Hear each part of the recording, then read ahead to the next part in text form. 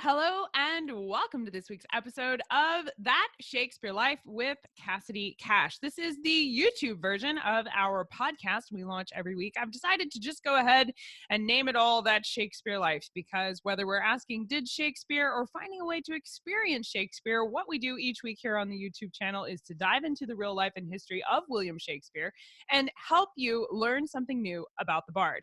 So this week we're looking at one of Shakespeare's friends. His name is John Heminges. And here are 10 facts you may not know about one of the men who published Shakespeare's first folio.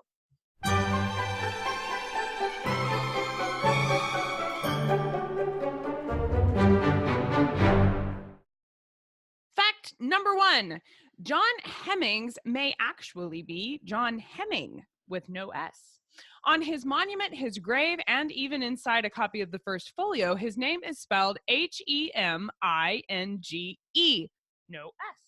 But despite these references, he is routinely referred to as Hemings, and famously as Hemings and Condell, being the two people who published Shakespeare's first folio. And there's even one version of his name, I've seen it spelled with a Y, and I'm not sure which one is formally correct, but apparently, like the rest of us, John Hemings, whichever one, had a hard to spell name, like Cassidy, for example. He answers to many spellings and pronunciations. Number 2, John Heminges was apprenticed at the age of 12, and he was sent to London, where he worked for 9 years with the city grocer John Collins. He would go on to become a freeman of the grocer's company in 1587. Number 3, John Heminges married the widow of an actor who died tragically. The actor was a member of the Queen's Men Company, and when he died, John Heminges married his widow. The widow was just 16 years old at the time, and she and John Heminges would go on to have at least 13 children that we have record of today. Number 4, John Heminges was the financial and business manager for Shakespeare's companies. He served in this capacity, we know, with the King's Men, but his connection with William Shakespeare started even before that. Heminges was connected to theater and William Shakespeare since around 1593, when records show he was working for Lord Strange's men.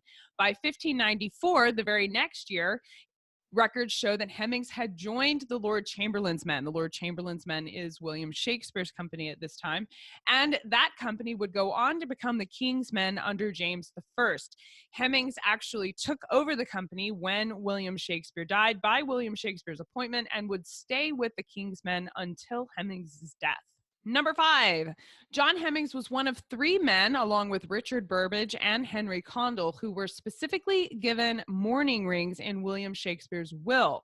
Stanley Wells has publicly wondered whether or not that means this was Shakespeare's way of commissioning the 3 men to publish his first folio, but regardless of whether or not William Shakespeare was expressing his desire for the folio to be published, it does show that William Shakespeare considered John Heminges, along with Burbage and Condell, to be not just savvy businessmen and partners, but very valued and trusted friends. Number 6, John Heminges remained active as a grocer throughout his time working with the theater. In fact, he would use his position as a grocer to recruit performers for the theater.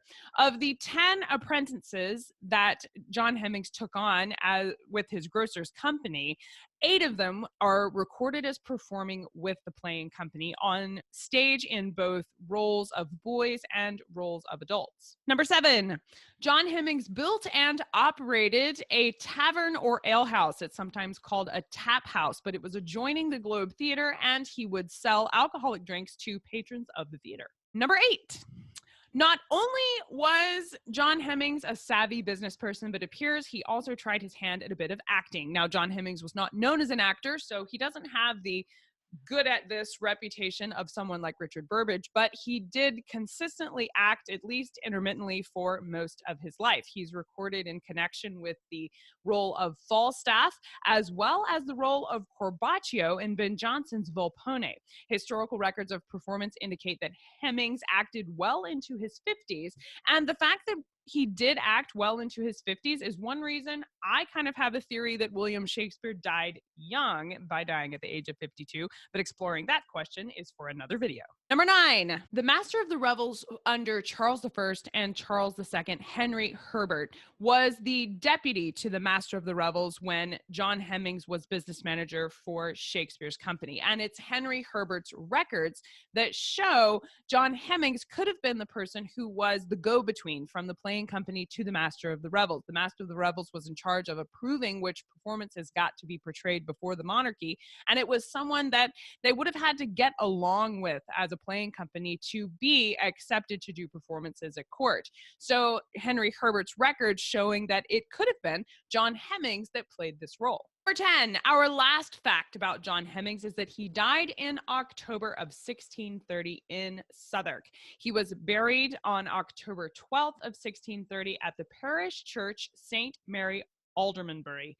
I'm not sure I'm pronouncing that correctly, but what is particularly romantic about John Heminges' death and burial is that in his will, he specifically asked to be buried as close to his wife as possible. If you enjoy the history of John Heminges and you'd like to learn more about Hemings and Condell, we talked with Dr. Paul Edmondson of the Shakespeare Birthplace Trust. He is the head of research and knowledge there, about John Heminges and Henry Condell. It is all found inside episode 44 of That Shakespeare Life.